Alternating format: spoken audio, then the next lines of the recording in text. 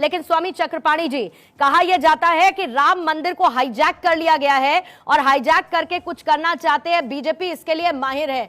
जरा ये बताइए स्वामी चक्रपाणी जी कि राम मंदिर को कोई हाईजैक कैसे कर सकता है? क्या शब्दों का चयन गलत है या भावना सरासर गलत है? नहीं, देखिए ऐसा है, हमें लगता है कि विनाश काले विपरीत बुद्धि, जब नाश मनुष्य का आता है पहले विवेक मर जाता है। वही हालात यहाँ पे है। हमसे पहले पूज्य महाराज जी ने जो बात कही बिल्कुल सही कही। कहीं ना कहीं विपक्षी पार्टी कंफ्यूज है कि लड़ना किससे है। मोदी जी से लड़ते लड़ते वो सनातन धर्म से लड़ने लगते हैं, बीजेपी से लड़ते लड़ते वो देश से लड़ने लगते हैं, वो हिंदुओं की भावना को, कोई कहता है स्टालिन 2 की जी ये कोरोना है सनातन धर्म, कोई कहता है इसे समाप्त करेंगे। उधर स्वामी प्रसाद मौर्य जी बार बार भगवान राम पे टिप्पणी करते हैं, उधर चंद्रशेखर और जगदानंद जी करते हैं। तो ये बड़ा दुर्भाग्यपूर्ण है, इनको ये कंफ्यूज है कि आखिर ये कहना क्या चाहते हैं, करना क्या चाहते हैं। तो ये मति भ्रम के शिकार हो गए। दूसरी बात जो बीजेपी प्रवक्ता जी ने कहा, बिल्कुल ठीक कहा कि देखिए त्रेता में सुबाहु और मरीच नाम के जो थे वो बाल कांड में है कि जहाँ जब यज्ञ योग मुनि करही तह मारिच सुबाहु डरही, देखत यज्ञ निशाचर धावहि करहि उपद्रव मुनि दुख पावहि।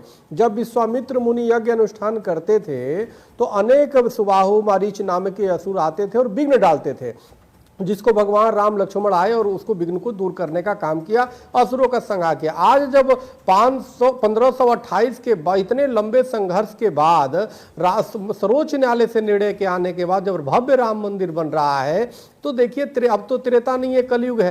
तो रूप तो बदल गया लेकिन डीएनए कहीं ना कहीं वही है। अब जानबूझ करके विघ्न डालने का काम, जानबूझ करके टिप्पणी करने का काम, अरे भाई अब से कम तो हिंदुओं को भावना का सम्मान करो। कम से कम आप किससे लड़ रहे हो? आप मोदी जी से लड़ते लड़ते आप अखिल ब्रह्मांड के नायक भगवान श्री राम के प्रति टिप्पणी कर रहे हो, ये क्या बोल रहे हो आप? और बीजेपी ने हाईजैक नहीं किया, बल्कि बीजेपी एक अपनी सेवा भक्ति दिखा रही। तुम भी दिखाओ ना, इसमें रीज करने की क्या आवश्यकता? आप रेस करो कि आप राम भक्त हो, लेकिन आप बीती ताई विसार दे, आगे के सुध ले।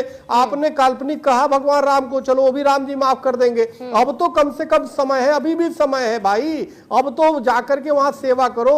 अब सरकार रह के, मुझे पूर्णिमा जी बताना चाहता हूं, जब यूपीए की सरकार थी हमने कई बार सरकार से कहा अयोध्या जी, मथुरा, काशी के लिए आप विशेष पैकेज की घोषणा की। कभी सरकारें हमेशा उपेक्षा करने का काम करती थी, यानी आजादी के बाद से हर सरकारों ने उपेक्षा की। आज देश के प्रधानमंत्री जी जाते हैं और रामलला के यहां दंडवत करते हैं तो हर हिंदू सनातनी की सीना जो है गर्व से ऊंचा हो जाता है और हिंदू स्वाभिमान जागृत होता है। क्योंकि मुगलों ने जिस प्रकार से हिंदू स्वाभिमान को नष्ट भ्रष्ट किया और उन्होंने मिटाने का प्रयास किया, आज पहली बार कोई सरकार है कि कम से कम हिंदुओं का सम्मान करती। नहीं तो छोटे भैया नेता भी अब अयोध्या जी जाने से कतराते हैं, दूसरी सेकुलर तथाकथित सेकुलर और इफ्तार पार्टी सब करने में मस्त रहते हैं। तो ये चीजें अब भूल जाओ। हिंदू समाज जागृत हो चुका है, वो अपने धर्म के प्रति, अपने राष्ट्र के प्रति। नहीं, और आपने बहुत महत्वपूर्ण स्वामी चक्रपाणी जी एक बात कही कि जरा अपना योगदान तो दीजिए।